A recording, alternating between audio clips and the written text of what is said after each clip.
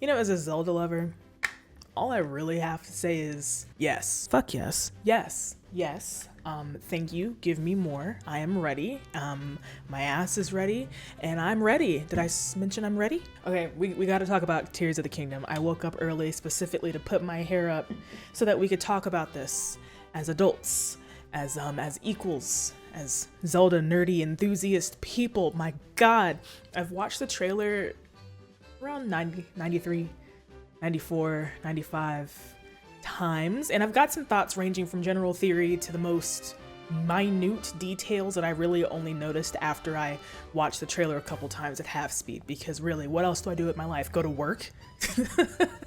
No. I want to start off with, I think, an elephant in the room. Link's raggedy arm. And I use the word raggedy with love, okay? But like, we gotta be honest here. His arm is decayed. It is jacked up. It is so broke down and messed up. And at first, when I first saw the concept art for him, for Tears of the Kingdom and his arm, I really kind of assumed it was like a full-on gauntlet, right? Like an elbow down gauntlet kind of thing. But then as I start to see more concept art of Link, I realize that he has a messed up arm with like twisty coils of Sheikah grade unclimbable metal alloy around it, and it just kind of glows. So it's really just a broke down arm with a brace around it, which leads me to think, number one, it's gonna be hell to cosplay that shit. Let's just get that out the way. But the second thing that I'm thinking, right, is that arm by itself is fucked. I think that arm is devastated, decimated, and whatever happened to it, I don't think there's anything coming back from that. So I'm thinking that arm is also bionic in nature, right? So I think it literally allows Link to use his arm. And correct me if I'm wrong, but I think the Link of Breath of the Wild and Tears of the Kingdom, I think he's right-handed. And isn't that his right hand? That's his right arm. Yeah, so they'd have to fix that arm. There's gotta be some bionicness to that, right? Some surgery going on. And I mean, if they can bring a dude back from the dead, they can probably do some arm surgery. It's probably like super simple, elementary even, but that's neither here nor there. Speaking of upgrades though, the blends got an upgrade. Can we talk about that? The blends I'm referring to are moblins, bokoblins, are those the only two? Yeah, those are the only two, unless I'm thinking incorrectly. It is the morning time, I do that, but unless I'm incorrect here, the moblins and bokoblins, right? And we see in this new trailer that they have like skull caps, and they have horn headbands and other pieces of like accessories. It's like, great, cool, they've learned to accessorize, but that also means that they've got heightened intelligence. Usually, generally speaking, in the animal kingdom, hey, card-carrying biologist, if animals begin to use tools, they have upgraded in intelligence, and that's very seldom seen in the animal kingdom. And I mean, yes, the bokoblins were wearing like loincloths and things, so they had some intelligence, enough to know they hated my ass and wanted me dead, but now they've got a higher sense. They're building their bases on top of Talos's, which I assume is a consensual agreement, unless they're just disrespecting the rock people, which I get, because they don't have a face, so how can you really feel bad? In the wake of the calamity in Breath of the Wild, I mean, Ganon was alive, but he was alive in a passive sense, right? He wasn't really intelligent, there wasn't much going on, so it's not like he was giving direct orders to his lackeys, because that's all a Blinn is, a lackey. Really good at being a lackey and like nothing else, right? But now they've got this heightened sense of intelligence and in technology use that leads me to believe that they are being led by someone or something. Which leads us to the big thing from the new trailer. We need to talk about the possibility of Big Daddy Ganondorf being the one who was talking. Y'all heard that voice, it was hot. I'm not gonna lie to you. I'm not gonna sit here and lie to you and tell you I didn't think that was sexy. A lot of people think it's Matt Mercer. Sure. I just know that he sounded hot, and I realize that part of that is biased because the amount of fan art I've taken in over the last several months of Ganondorf in his rehydrated form, y'all are disrespectful, leads me to believe that under that corpse-like exterior is a big, beautiful, powerful Gerudo man just waiting for a queen, and I'm not married. Hey yo, what the fuck? But like, what would be his angle here? We find him dehydrated beneath Hyrule Castle in those crypts.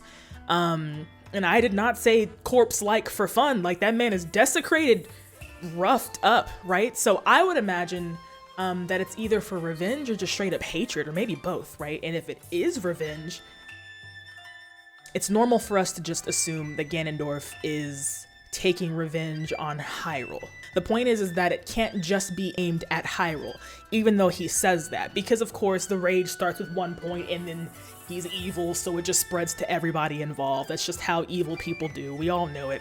But that's really assuming that's Ganondorf. We heard in the trailer, right? I gotcha. See, we all just assumed it was Ganondorf. Valid. Valid. He's usually the big bad in a Zelda game. What the hell else were we supposed to think it was, right? But that's not confirmed. That could be a whole lot of other people. We could have, as they do in a lot of Zelda games, a secondary antagonist. And if we're gonna bring back an antagonist, which the vibe of Tears of the Kingdom opens itself up for old, lovable characters to return. Midna! I don't know what that was, I'm sorry, I just would love for Midna to return. It opens up for older, beloved characters to return, and if we're going to return some antagonists, I have two guesses, right, on like who it could be, right? Number one, if I had to roll the frickin' dice and bet some money, it could just be Demise.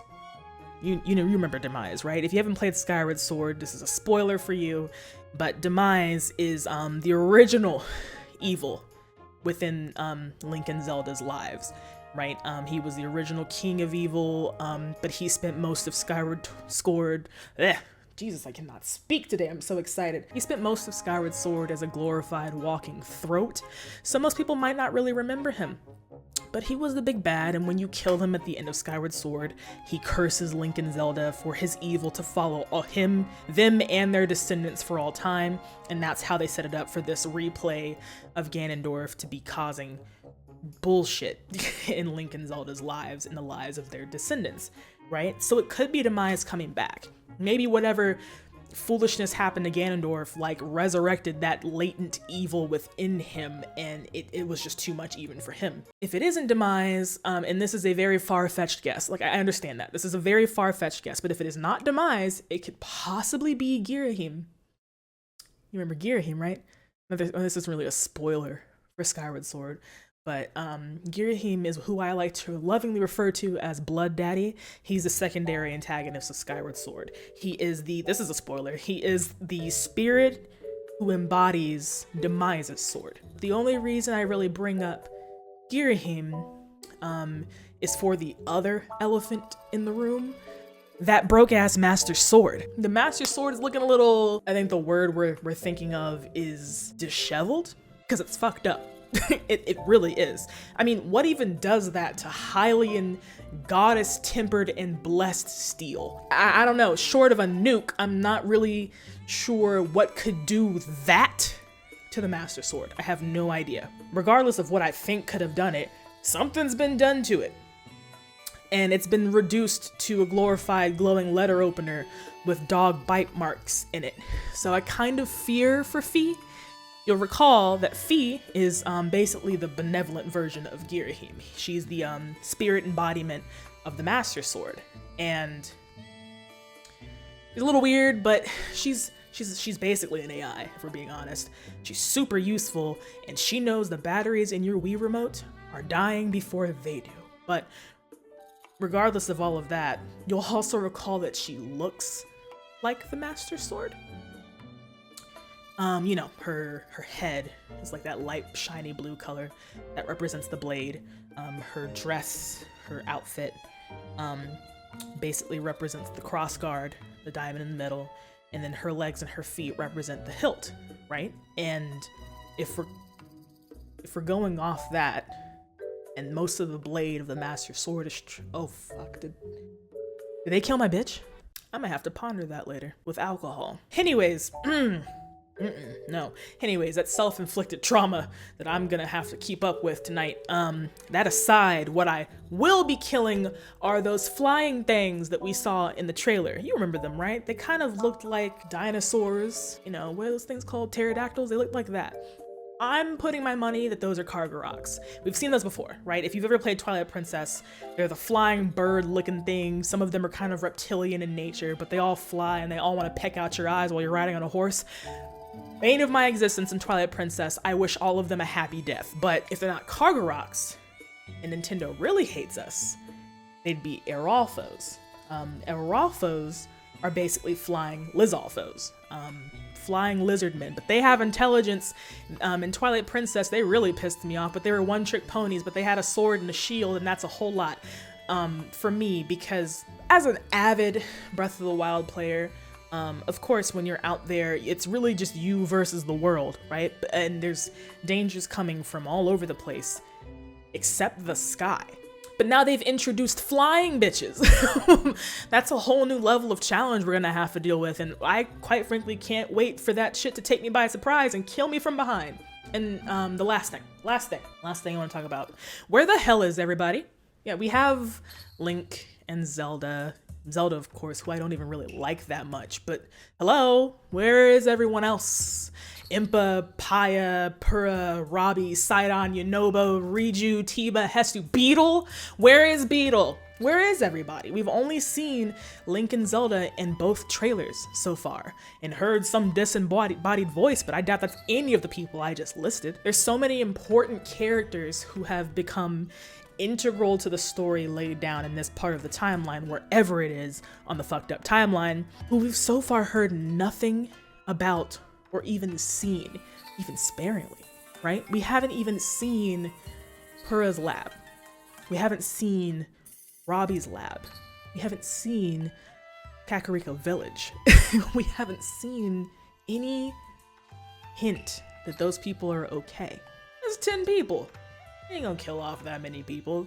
Not off rip. I mean, they might eventually, but I doubt they've killed them off. I mean, maybe Impa's dead. She was already old as dirt in Breath of the Wild, but then again, like, she could live forever, and Impa's, like, mad important in any storyline she shows up in. And I mean, I'm sure Beetle is fine, right? Like, he's part of a strong family tree of only men who look and sound and are named the exact same thing. So, like, he'll survive and probably thrive in this once again messed up economy in Hyrule as it burns to the ground for the 18th time. In retrospect, Hyrule's kind of ghetto, but it's pretty and it has nice trees and shit, so we keep coming back.